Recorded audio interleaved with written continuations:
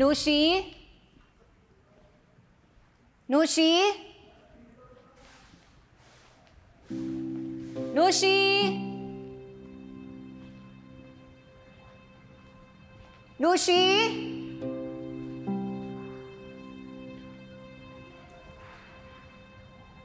Nushi? Nushi?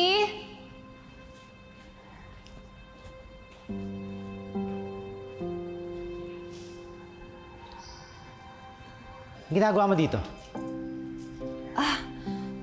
Ginulat mo naman ako. Gusto ko lang sana makausap si Nushi. Wala na siya. Pumunta na sa ibang bansa. Ha? Kagabi lang kausap ko pa siya. Bakit di ba pwede yun? Naumalis siya kanina.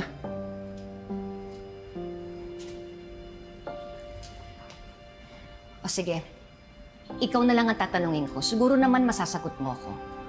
Depende. Kung hindi ko alam, hindi ko masasagot.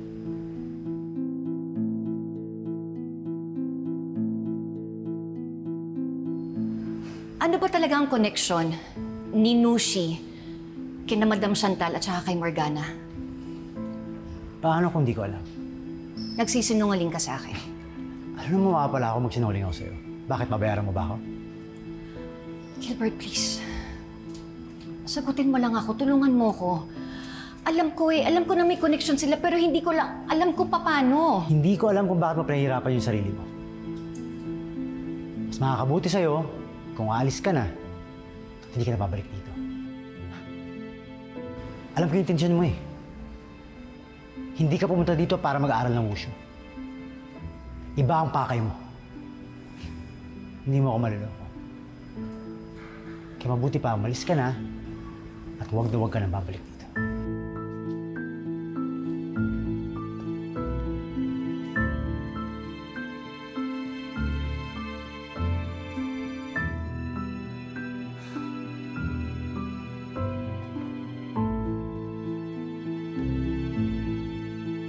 Morgana, this is going to be your office starting today. Ma, sigurado ka bang nasa Cebu na si Nushi? Baka naman biglang sumulpot pa yan dito. I am sure. Ako mismong naghatid sa kanya sa airport. At nakausap ko na rin yung pinsan niya na nakatira doon.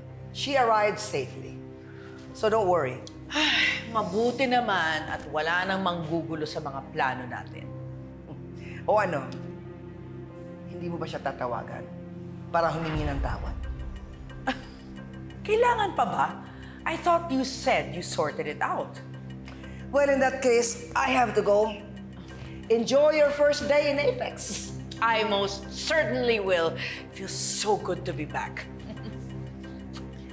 By the way, we should have dinner later and celebrate the start of our reign.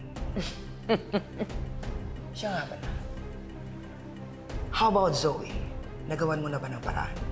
Don't worry, Ma. I've sorted it out. Oh, very good. Very good. So I'll see you later. I'll see you, Ma.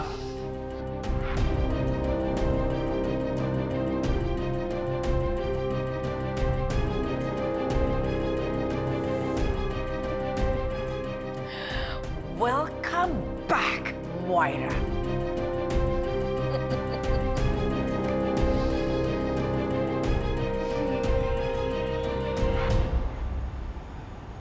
Ano? Si Morgana na ang may-ari ng shares ni Madam Chantal? O, di ba?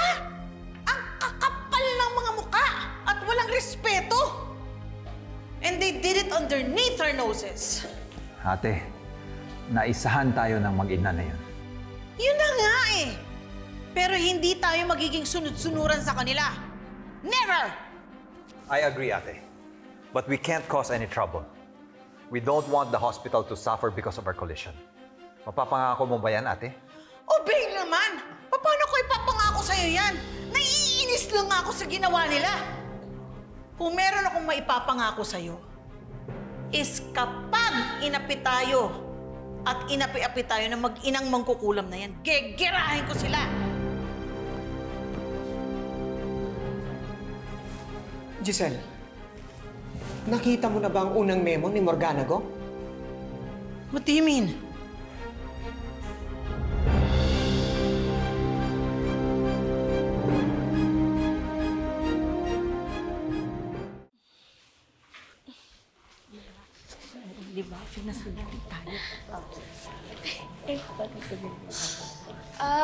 I'm sorry I'm late. Oo nga, late ka. Di ba ikaw ang inassign ng Chief Res to brief them?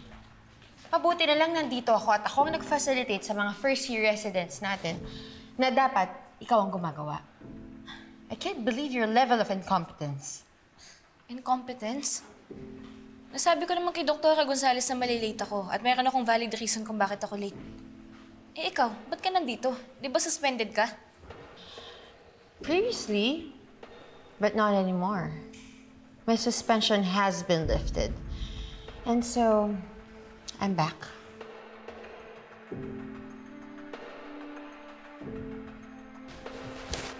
Hey. Kaya kayo, ha? Huwag niyong gagayahin tong si Dr. Santos. Hindi lang late pumasok, wala pang command responsibility. Di ba pinag-antay kayo? Nasayang yung oras ninyo. And if this continues, hindi malabong maging kagaya niyo siya. Tandaan nyo din, ha? All of you are witnesses to Dr. Tanyag's behavior. Mas importante na mabuti kayong mga tao kaysa magaling lang kayong doktor. Sorry ulit, nilate ako, ha? Babawi ako sa inyo. Okay lang po yun, Doc. Excited po akong makatrabaho kayo. Ako rin po na-excite akong mas makilala po. Andito po kami sa Apex dahil po sa inyo. Mga sip-sip.